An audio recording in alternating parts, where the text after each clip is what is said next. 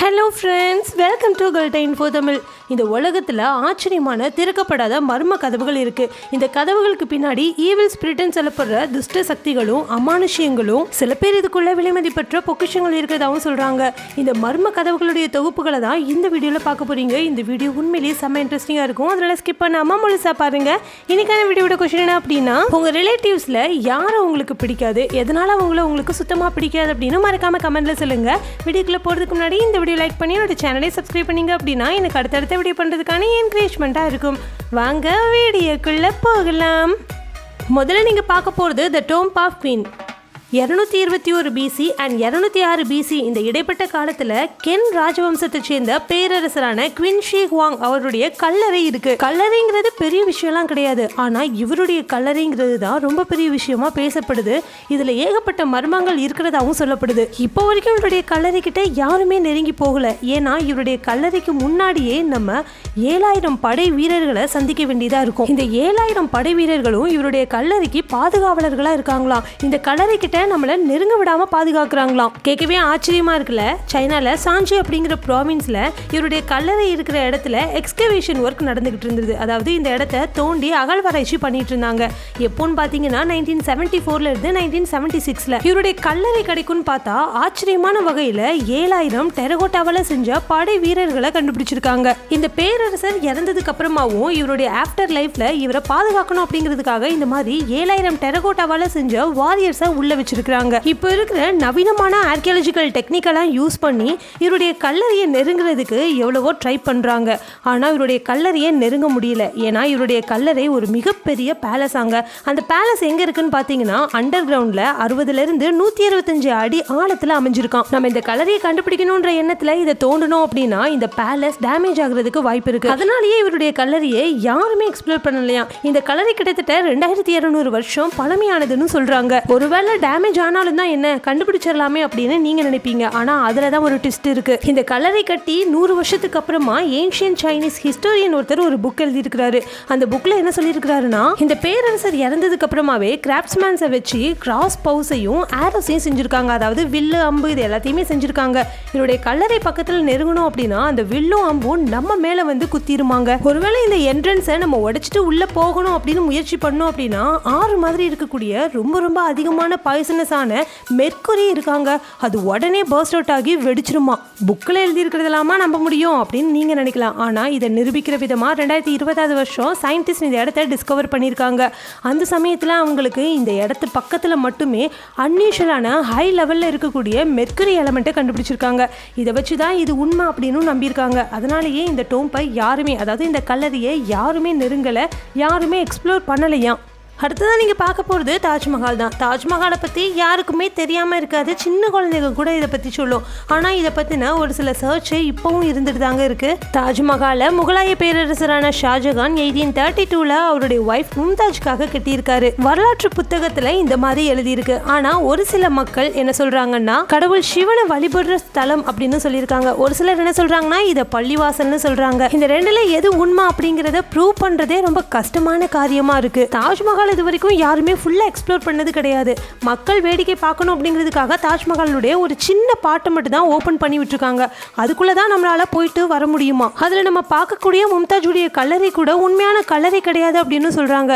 அவங்களுடைய கல்லறை ரொம்ப சீக்ரெட்டான ஒரு இடத்துல இருக்கிறதாகவும் சொல்கிறாங்க. ஏன்னா தாஜ்மஹாலில் ஏகப்பட்ட சீக்ரெட் டோர்ஸ் இருக்குது.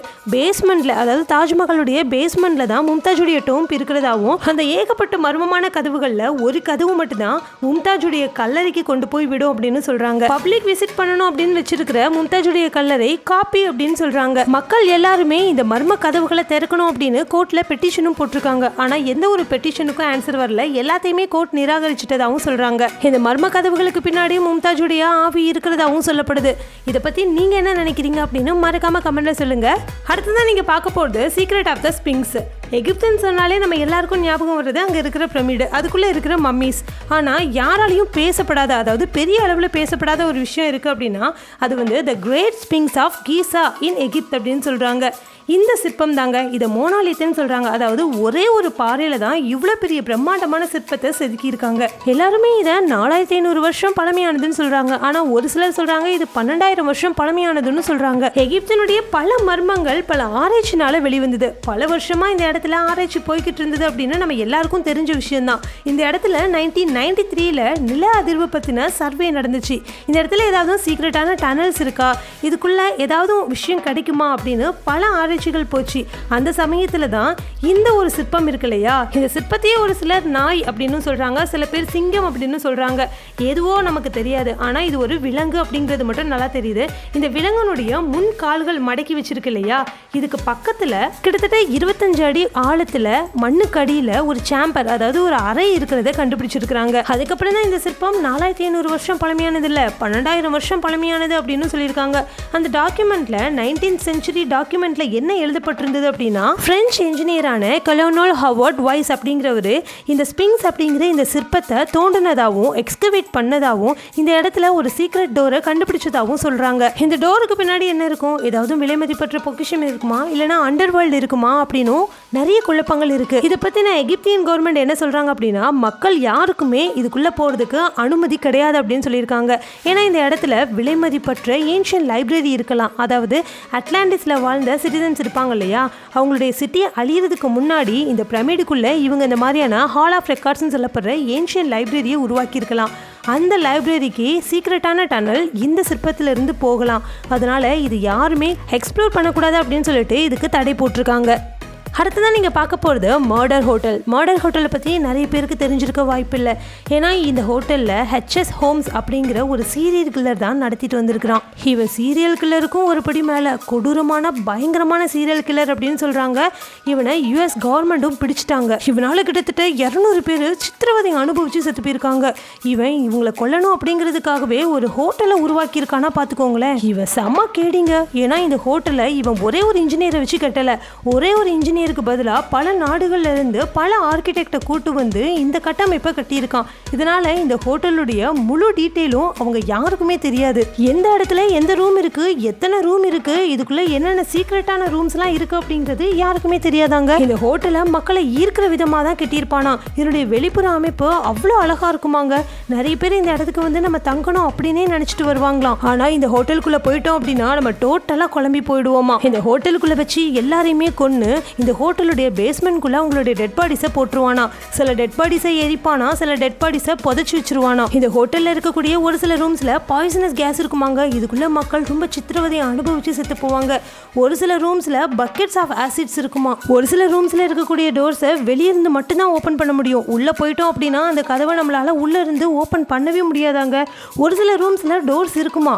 அந்த டோர்ஸை நம்ம ஓப்பன் பண்ற மாதிரி தான் இருக்குமா. ஆனா அந்த டோர்ஸை நம்ம ஓப்பன் பண்ணி எப்படியாவது தப்பிச்சிடலாம்னு வெளியே போகும்போது அதில் ஒரு மிகப்பெரிய சுவர் இருக்குமாங்க நம்மளை ஏமாத்துறதுக்காக. ஸோ இதனால நம்ம ஏமாந்து மண்டை குழம்பி என்ன நடக்குதுன்னே தெரியாமல் கூட செத்து போவோமா. சில பேர் இவனால் ஷூட் ஆகி கூட செத்து போயிருக்கான். அதாவது கன் ஷூட் பண்ணி கூட செத்து போயிருக்காங்க. ஸோ இப்படி செத்து போகிறவங்களை வெளியே வீசினா தானே பிரச்சனை வரும். அதனால அவனுடைய ஹோட்டலுடைய பேஸ்மெண்ட்குள்ளேயே போட்டு வச்சிருவானா. போலீஸ் இந்த இடத்தை எப்படியோ கண்டுபிடிச்சி இவனையும் அரெஸ்ட் பண்ணிட்டாங்க. இந்த இடத்துல பார்த்தா நிறைய மனுஷங்களுடைய முடிகளை கண்டுபிடிச்சிருக்காங்க, அவங்களுடைய எலும்புகள், அதே மாதிரி அந்த இடத்துல உறைஞ்சு போன ரத்தம், இந்த மக்களை கொல்றதுக்கு அவன் யூஸ் பண்ண ஒரு சில யூட்டென்சில்ஸ், இந்த மாதிரி எல்லாத்தையுமே கண்டுபிடிச்சிருக்காங்க.